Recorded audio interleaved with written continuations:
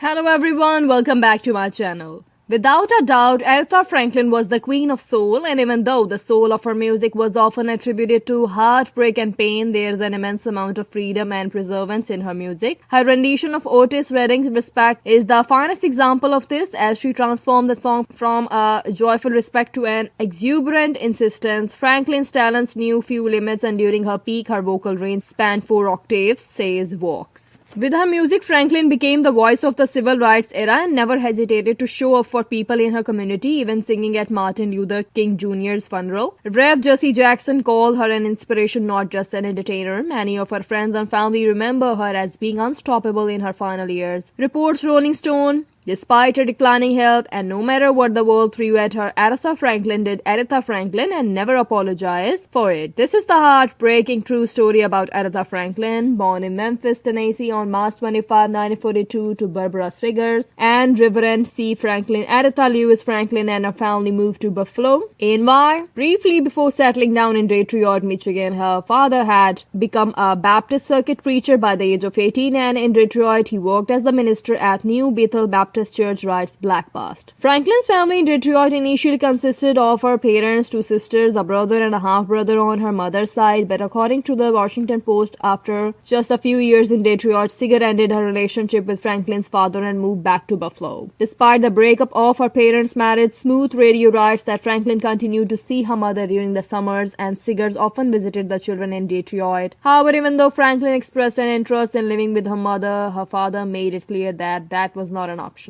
Triggerly, in 1952, Sigurd died of a heart attack when Franklin was just 10 years old. According to Aretha Franklin itself, "I cannot describe the pain, nor will I try. Pain is sometimes a private matter, and the pain of small children losing their mother defies description." Both of Aretha Franklin's parents were talented gospel singers, and Franklin's mother was also a skilled pianist, which gave Franklin an early entrance into the world of music, and due to her father's role in the church, Franklin joined the choir when she was just a toddler. Rolling Stone writes that 3 sisters, Irma, Aretha, and Caroline, had significant musical talents, and when the piano teacher was hired for Franklin, she hid from that teacher. Later in her life, Franklin would write that learning how to play by ear allowed me to develop a rather personal and signature style which I treasure and would not give up for anything. According to Black Past, Rev. C.L. Franklin also exposed his daughter of music figures including Smokey Robinson, Bobby Blue Bland, Clara Watt, and Sam Cooke in Respect by David Ritz. Smokey Robinson recounts how there was a grand piano in the Franklin living room. When Aretha sat down, even as the 7-year-old, she started playing chords, big chords. Later, I would recognize them as complex church chords, the kind used to accompany the preacher and the solo singer. At the time, though, all I could do was view Aretha as a wonder child. Mind you, this was Detroit, where musical talent reigned strong and free. Aretha came out of this world, but she also came out from another far-off, magical world none of us really understood. In 1979, after a show in Las Vegas, Aretha Franklin left the stage only to find out that her father had just been shot during a robbery at his home. By the time she got to the hospital, Franklin's father had fallen into a coma. Tragically, he would never wake up. 5 years later, C.L. Franklin died on July 27, 1984. The same year her father died, Franklin divorced Glenn Turman, her second husband, whom she married in 1978. According to Rolling Stone, there had already been tension between Franklin and Turman since he was an actor, and adjusting to second place behind Franklin had not been easy for him. However, for many, the abrupt separation in 1982 and subsequent divorce were surprising, and Franklin herself never commented on the end of their relationship. The most popular rumor is that Franklin found out that Turman was having an affair with someone whom she knew, and so she ended the relationship then and there. However, no one knows for sure. In 1980, Aretha Franklin signed with Arista Records and ended up staying with them for 27 years. There she recorded Jump to It, which according to Rolling Stone became her first top 40 hits in years. Franklin recorded numerous more hits during the 1980s, and 1987 her album One Lord, One Faith, One Baptism won the Grammy for Best Soul Gospel Performance. That same year, Franklin made history by becoming the very first woman to be inducted into the Rock and Roll Hall of Fame. During her entire career, Vanity Fair reports that Franklin recorded 58 albums, released 17 top 10 singles, more than any other female singer in pop history, and won 18 Grammy and 3 special Grammy awards. However, it was during this time that Franklin had her last defining moment with an airplane. plane. During a trip from Atlanta to Detroit, the flight experienced such severe turbulence, and Franklin claimed turned upside down at one point, that Franklin never flew again as a result. Aretha Franklin remained a force to be reckoned with as the 20th century drew to a close. In addition to writing her autobiography, Aretha, from these roots, she performed at President Bill Clinton's inaugural gala in 1993. 10 years later, President George W. Bush awarded her the Presidential Medal of Freedom. However, during the last decade of her life, Franklin suffered from health problems that were later revealed to be caused by pancreatic cancer. She also struggled against society's obsession with weight, and during her illness, there was frequent speculation on her weight loss, which she said fluctuated due to her medication. But despite her failing health, Franklin was competitive and creative to the end. According to Rolling Stone, she was always listening to the radio and wanting to know what the kids were listening to, who was on the rise and who was on the decline. It kept her going. Although Franklin kept scheduling performances, they often ended up being called off, and in 2017 she announced that she was going to be retiring from touring, although she intended to keep recording. Her final performance was on November 7, 2017. On August 16, 2018, Franklin passed away from advanced pancreatic cancer. After she died, some were confused as why Franklin never left a will, despite knowing that her health was failing for so long. But as Rolling Stone writes, perhaps Franklin never intended to die, and in many ways she never will. Thanks for watching. Like, share and comment.